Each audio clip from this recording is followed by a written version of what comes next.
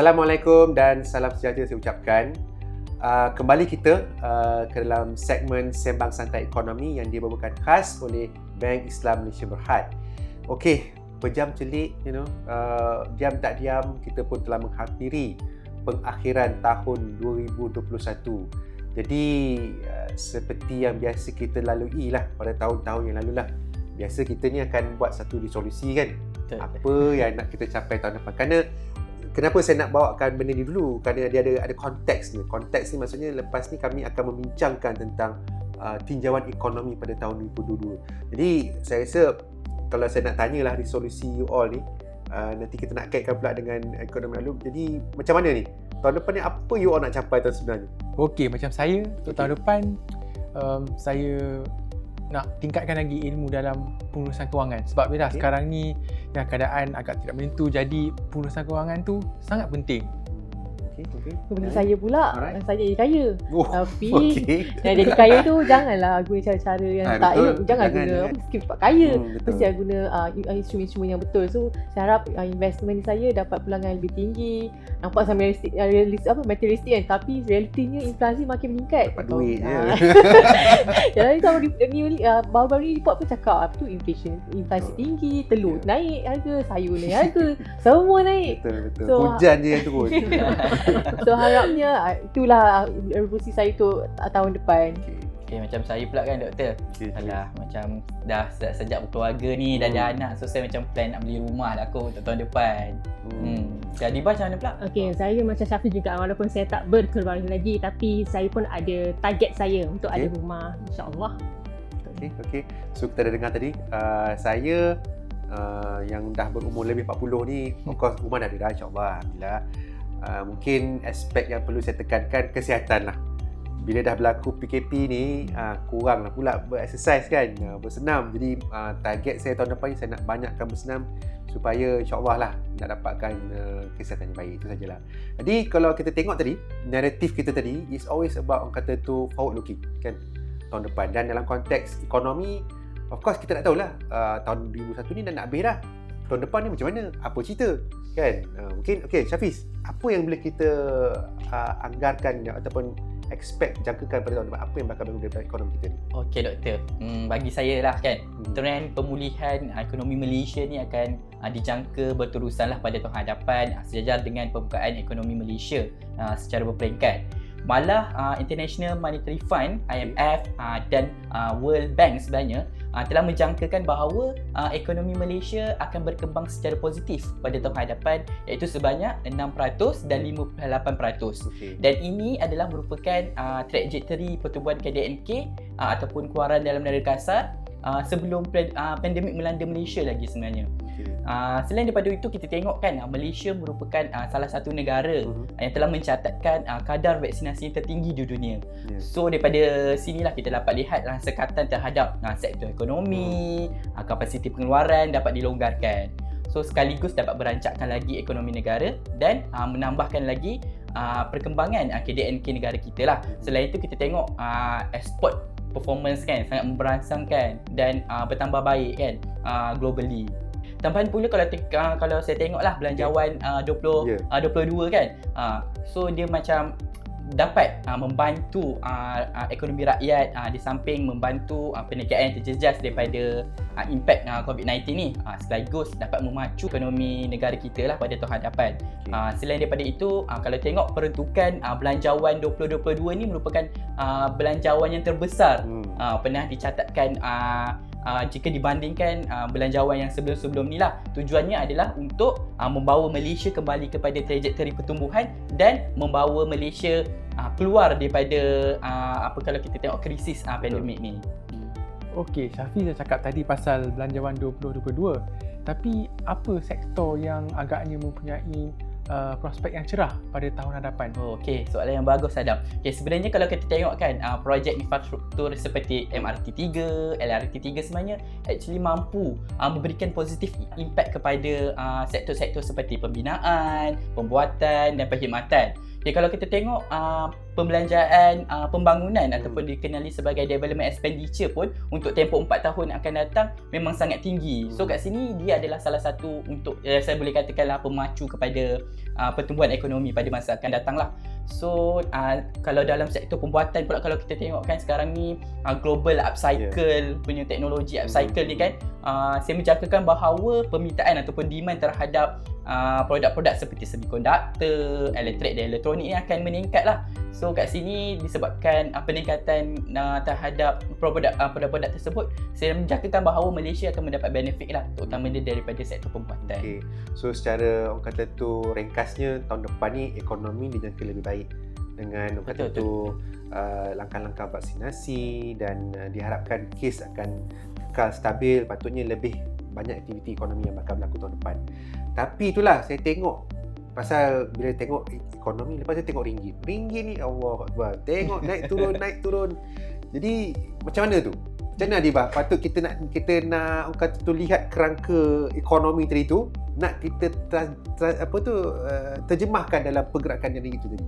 Okey, Doktor, sebenarnya pasar ringgit betul dia ada naik, ada turun. Tapi kalau kita nak tengok prestasi dari segi bulanan, ringgit dia meningkat sikit pada bulan Oktober berbanding pada bulan September. Okey, kenapa meningkat? Okey, meningkat ni sebab didorong oleh pembentangan belanjawan 2022 oleh Menteri Kewangan kita. Macam Syafiq cakap tadi, peruntukan dia yang terbesar dalam sejarah. Yang mana peruntukan kali ini memberi fokus kepada sektor kesihatan dan juga sektor pendidikan dalam usaha untuk membaik pulih ekonomi negara kita dan seterusnya ke arah pembukaan ekonomi yang lebih meluas. Tapi itulah, dalam pada macam tu pun kita tak nafikan ada faktor luaran yang boleh bagi impak ataupun kesan pada ringgit. Lebih-lebih lagi dengan keadaan sekarang bila kita dapat lihat data ekonomi daripada Amerika Syarikat berada dalam aliran yang positif. Dan seterusnya kat situ kita boleh nampak lah, boleh ada impak ataupun kesan pada ringgit ni lah. Dan bukan itu saja, baru-baru ni awal bulan November result persekutuan. Macam kita dekat Malaysia kita ada BNM, Bank Negara Malaysia. So, result persekutuan. Ya, dasar untuk yang menentukan dasar kewangan kita. Tapi untuk Amerika Syarikat dia ada dia punya badan dia sendiri juga. Itu result persekutuan lah. Baru-baru mengadakan mesyuarat yang mana mereka telah memulakan melaksanakan dasar tapering. Dasar tapering ataupun kita panggil sebagai dasar pengurangan dalam pembelian aset bulanan mereka. Tapi diorang tak putuskan lagi untuk menaikkan kadar dana persekutuan. Tapi sekarang ni bila dah jadi macam ni, kadar dana persekutuan ni. Kadar dana persekutuan. Tu macam kadar faedah lah kan? Ya, lebih kurang begitulah. Kalau kita OPR. Kita OPR, macam diorang FFR lah, Federal Fund Reserve. Okay. So bila jadi macam ni, akan ada dua benda yang menjadi tumpuan untuk bagi impak pada ringgit lah. First adalah isu inflasi yang tinggi. Kedua adalah mengenai dasar, orang kata dasar kewangan, mana hala tuju dalam Reserve Persekutuan nak menentukan dia punya kadar dana persekutuan. Tapi itulah Adibah, kenapa kadar atau inflasi ni dia hebat diisukan? Sebab kita tahu lah baru-baru ni report kata barang naik sebab minyak pun naik kan. Kenapa dia dipertikaikan? Okey, macam ni. Kenapa isu inflasi ni orang kata semakin hangat diperkatakan? Sebab ada penganalisis ekonomi yang berpendapat inflasi ni bukan lagi bersifat transitory ataupun kita panggil bersifat sementara lah. Kenapa? Sebab macam biasa bila kita tengok data ekonomi Amerika Syarikat, dia punya kadar inflasi menaik mendadak lebih pada 600 tahun ke tahun pada bulan Oktober. Dan rasanya tertinggi sejak November 1990 sebelumnya. Dah lama dah. Sangat tinggi lah. Ya, tinggi. Amerika Syarikat sekarang ni. Ya, betul. So bila jadi macam ni, benda ni jadi concern tau. Concern untuk ahli jawatan kuasa pasar harga persekutuan ataupun kita panggil sebagai FOMC committee members. Yang mana diorang tak akan teragak-agak nak mengenai inflasi ni. So sekaligus macam memberi gambaran yang dasar tapering akan dipercepatkan. Bila dasar tapering dipercepatkan, kadar dana persekutuan tu mungkin dia akan naik lagi awal daripada apa yang dijangka. So itu isu dalam pasaran ringgit sekarang ni lah. Dijangka. Belum jadi. Belum lagi. Tapi dia punya reaksi tu macam cepat lah. Tapi boleh tengok harga ringgit ke ataupun mata wang lain macam dah jadi ke kenaikan kadar faedah ni? Belum lagi. Aduh. Jadi macam itulah yang berlaku. Hakikatnya lah dalam pasaran keuangan, yang mana kebiasaannya pasaran keuangan ni akan bergerak lebih cepat lagi daripada ekonomi benar ataupun real economy. Tapi walaupun dia bergerak cepat, tapi tak semestinya betul. Itu dia punya challenge. Jadi itu peranan kami di sinilah, penganalisis ekonomi, untuk melihat isu ni dan dapatan tersebut dapat kita kongsi. InsyaAllah dah dapatlah membuat satu keputusan yang lebih baik dan tuntas. Jadi saya kira itu untuk pusingan pertama. Mungkin kita boleh berehat sebentar untuk kita memberi laluan kepada pesanan penaja.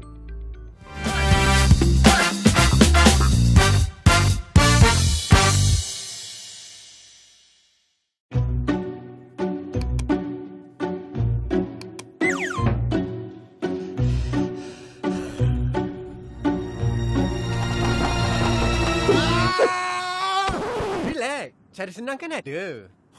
Tak perlu pening lagi. Layari laman web Bank Islam sekarang. Lebih cepat, lebih jimat.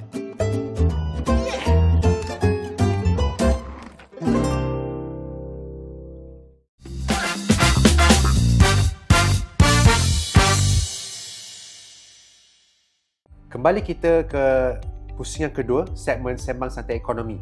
Tadi pada pusingan pertama tadi kita dah dengar penerangan daripada Syafiz, daripada Adibah.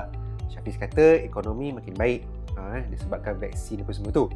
Adibah kata ringgit akan kekal kata tu meruap disebabkan situasi kadar faedah di Amerika Syarikat. Okey, dari segi pasaran saham pula Adam, macam mana kita perlu melihat pasar saham ni bergerak ke hadapan? Bagaimana dia punya prestasi itu macam mana? Okey doktor, kalau kita lihat kepada indeks penanda aras FBM KSI kita, indeks tersebut telah sekarang ni berliga sekitar 1520 mata berbanding dengan 1600 mata pada beberapa bulan yang lepas. Tapi kenapa prestasi indeks KSI ini seperti ini?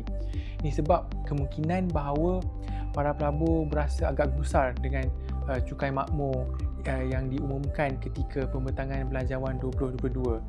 Namun demikian, saya rasa dalam lama kelamaan para pelabur akan berfikir bahawa cukai makmur ini hanya untuk tahun 2022. Jadi ia tidaklah berpanjangan, dan kalau kita lihat kepada trend pembelian saham tempatan oleh para pelabur asing, saya rasa mereka masih lagi menjadi pembeli bersih. Dan kalau kita lihat, maksud saya daripada pembeli bersih ni, ia bermaksud bahawa para pelabur asing melakukan pembelian yang melebihi penjualan mereka di pasar saham tempatan kita. Mudahnya banyak beli dari jual lah.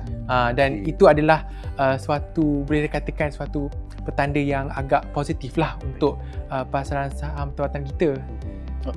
Okey Adam, saya ada satu soalan lah. Macam tadi Adam kata prestasi saham macam kurang memberansangkan. Antara faktor dia adalah sebabkan pengumuman cukai makmur tu kan. Okey, saya nak tahu lebih lah, selain cukai makmur, apa faktor-faktor lain yang menyebabkan turun naiknya pasaran saham dekat Malaysia ni? Okey Syafiz, selain daripada sentimen yang terkesan daripada pengumuman cukai makmur, terdapat beberapa faktor yang lain seperti prestasi kewangan mereka. Seperti contoh, baru-baru ini syarikat-syarikat yang tersenarai di Bursa Malaysia mengumumkan prestasi kewangan mereka buat suku ketiga tahun ini. Dan kita kena ingat ketika suku ketiga tahun ini, terutamanya pada bulan Julai, Perintah Kawalan Pergerakan Diperketatkan atau PKPD telah dilaksanakan, dan ini telah menyebabkan beberapa pusat pembuatan ataupun kilang-kilang terpaksa ditutup. Jadi ini telah sedikit sebanyak memberi kesan kepada keuntungan syarikat-syarikat ini, dan apabila keuntungan mereka mengalami penurunan, ini menyebabkan para pelabur berasa tidak selesa atau gusar. Jadi itu menyebabkan sentimen di Bursa Malaysia agak muram. So maksudnya bila Adam sebut penurunan dalam keuntungan ataupun hasil syarikat pada suku ketiga, maksudnya prestasi syarikat juga sangat-sangat berkait rapatlah dengan prestasi ekonomi, kerana ekonomi pada suku ketiga kita menguncung kan? 4.5%. Jadi kalau macam tu keadaannya, maksudnya kita semua kena sentiasa pantau ni situasi ekonomi ni, kerana dia memberi kesan secara langsung kepada landscape perniagaan.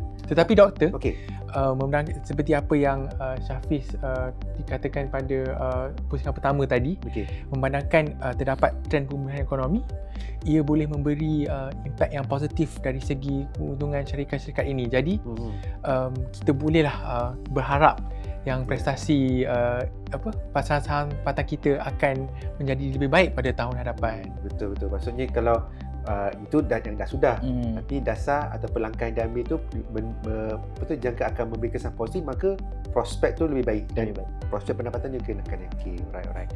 Kita ada dengar Adam tadi dah cerita pasal macam mana pasaran saham tu bergerak dan mengambil kesan ataupun mengambil kira tentang apa yang berlaku dalam persekitaran ekonomi negara. Pasaran bond ni pula macam mana ni Jana? Dia macam pelik sikit kan, so tolonglah terangkan.